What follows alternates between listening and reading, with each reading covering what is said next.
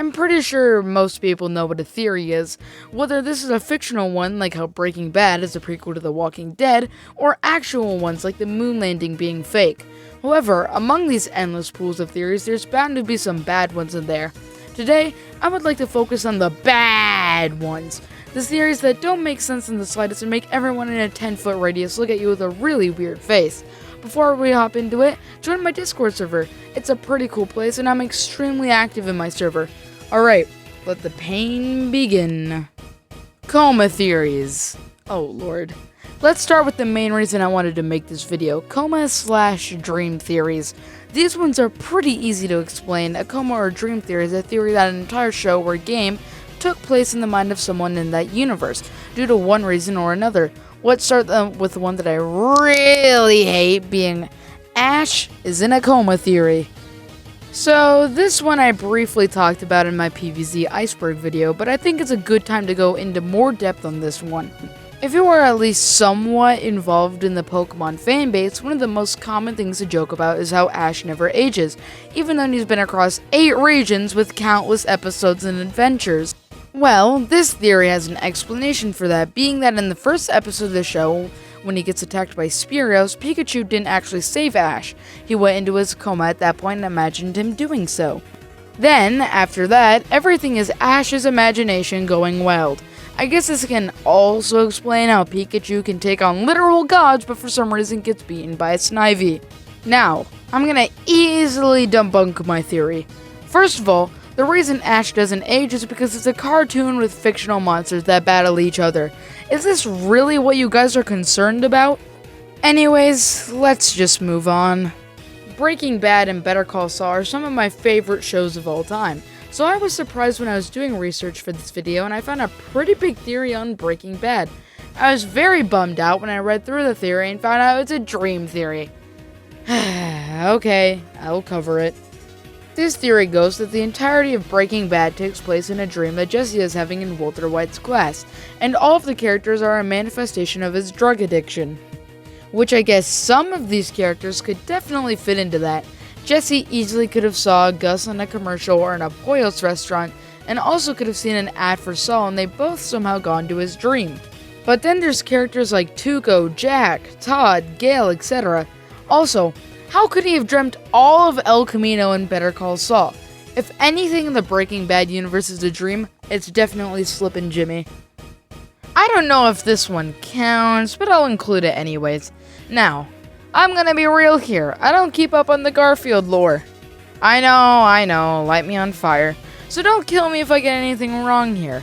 But in a truly creepy Garfield comic strip, we see Garfield waking up to his house empty and nobody else home. He then finds out that his house has been empty for decades, and that he takes everything for granted, and without John or Odie, he is truly lonely. He then wakes up from this nightmare feeling grateful and he hugs John. This comic strip is really sad and changes the mood greatly considering all other Garfield comic strips are usually lighthearted. And to have this very sudden change of tone is very unusual for the series. However, some people believe that it's the other way around and this is Garfield's actual life. He's a lonely cat who's starving and imagining that he has a nice family and a dog to torture, instead of the dog torturing him. But there is one detail I can show to disprove this theory. On the 10th panel, if you look at the photo, you can see John and Odie right there, meaning that this is in fact a nightmare. Alright, let's move on to some other bad theories. Shared universe theories are theories that two unrelated properties are in the same universe for one reason or another. Unlike coma theories, these ones can be somewhat creative. Let's start with one that I think is pretty popular. Gravity Falls and Rick and Morty are in the same universe. Now, this isn't a theory I'm disagreeing with, it's 100% true. But before we hop into that, let me explain the theory to the two people who don't know. In a Gravity Falls episode, Stan activates a portal and he drops a mug, a notebook, and a pen. In a Rick and Morty episode, these 3 items appear out of a portal. Also, Bill is hidden in a computer in Rick and Morty, and a Morty version of Dipper and Mabel are hidden within the Citadel of Rick's.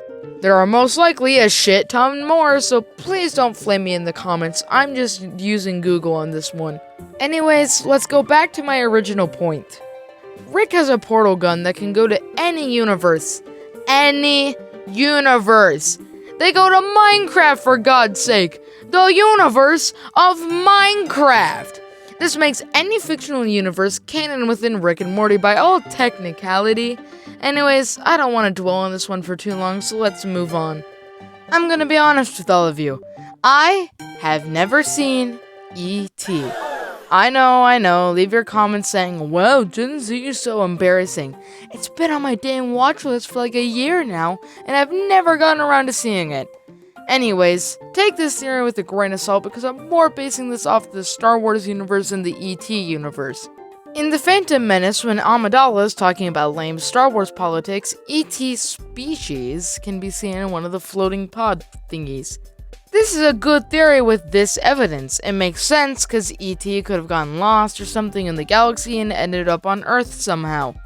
However, this is when it starts to get very complicated. In E.T., there are a few references to Star Wars, mainly being this kid in a Yoda costume, which means that somehow, if these two universes are connected, then us humans know exactly what happens in Star Wars somehow. If this is the case and the two universes are still connected, so do the people in Star Wars know what's going on here on Earth? Because we know exactly what's going on down in the Star Wars universe. Are they monitoring us? Are we monitoring them? Is this just a bunch of really good movies that made a couple references to each other and I'm having an existential breakdown because of it? Yeah, probably. I get that I kinda already talked about Breaking Bad in this video, but I also wanted to talk about this one because Malcolm in the Middle is one of my favorite shows of all time, and this theory, while stupid, still has some charm to it. This theory states that Malcolm from Malcolm in the Middle grows up to be Walter White. Yeah, most people like to talk about Hal as Walt, but nope! The reason some people tend to think this is because Malcolm is good at chemistry and is overall very smart, but he was also stubborn and manipulative, just like Heisenberg. More evidence to back up this theory is that Malcolm most likely would have probably looked like his dad more, and finally, in the episode 4 Days Out, Walt explains how he's going to visit his mom for the weekend and describes her as Yappy, the same way Lois was in Malcolm in the Middle. Now, this theory has a lot of evidence, but there is one thing I can do to completely debunk this theory. Walt's mom only had one kid, being, of course, Walter. Hey guys, it's me, editing Melevance. I thought I mentioned this in the script, but I didn't. I think it's also important to mention that Walt says, in I think it's season 4, how his dad died when he was relatively young, and Hal lives till the end of Malcolm in the Middle. Granted, I don't think anyone really dies in Malcolm in the Middle, but hey. Yeah, just thought I should probably mention that. Editing Mellow out. Also, Walt was born with the last name White. He didn't change his last name to Skylers or anything like that. He was born with the name White. An interesting theory for sure, but let's be real, it's kinda stupid. Flat out dumb theories are in the name. They are worse than the previous two categories and only exist to, well, exist. Let's hop straight into the first one. So this theory is one of those theories where I just question what strange thoughts the creator was having while thinking of it. This theory states that Scooby-Doo is all about 4 kids dodging the draft by traveling the country, avoiding the police, and they somehow just find murderers everywhere they go. What's the reasoning behind this? The show was made in 1969, the year Vietnam was at its highest, and they drive a hippie bus. That's the entire theory. Fred got drafted and kinda drug everyone else along with him for some reason. Yeah, this one isn't very good. Let's just move on. Toy Story is a franchise I think everyone and their dementia-ridden grandma has seen, and the movies have great theory potential, and there are already some great Toy Story theories out there. Fun fact, this one is not one of them. In Toy Story 2, Jesse's backstory is that there was a girl named Emily who used to play with Jesse all the time before moving on and eventually leaving her on the side of the road one day. Depressing stuff, I know. I cried, I pissed, and I shit. But there's a theory where Emily is actually Andy's mom. There's very little proof here, but from what I've gathered, there are 3 main points. The first one being that there is a huge gap of time between when Jesse is being played with to when Jesse meets Woody, meaning that Emily could have grown up and had a kid in that time. We do know that Emily is an adult from this small shot we see of her when she's dropping off Jessie. Another point is that they have very similar hair. The last point being that Andy's mom probably bought Woody for Andy, thinking about all of the good memories she had with Jessie. Once again, I'm going to debunk this theory with one easy claim. When we see Emily, she has red hair. When she's a kid, she has red hair, and as an adult, she has red hair. But the thing is, when we see her in Toy Story, she is blonde. Andy's mom, I'm talking about here. Oh, but Malevolence, Andy's mom could have easily dyed her hair. Yes, that could have easily happened. But let's look at our kids for a second. Andy has brown hair, so he most likely took more of the genetics from his father. But let's look at Molly. Blonde. And she also looks a lot like her mom in Toy Story 3. So I think it's safe to say this one is debunked. The last theory for this video, and man is it stupid. Okay. This theory says the reason the monsters in Monster Inc. are scared of the children is because they're scared of the Black Plague. Really? So the only reasoning behind this theory is that the monsters maybe first made contact with humans in the Middle Ages, and maybe one of them got the Black Death and it spread to the monsters somehow. Here's my reasoning. First of all, I think you have to look at it from a writing perspective to see why the monsters are scared of children. The main reason?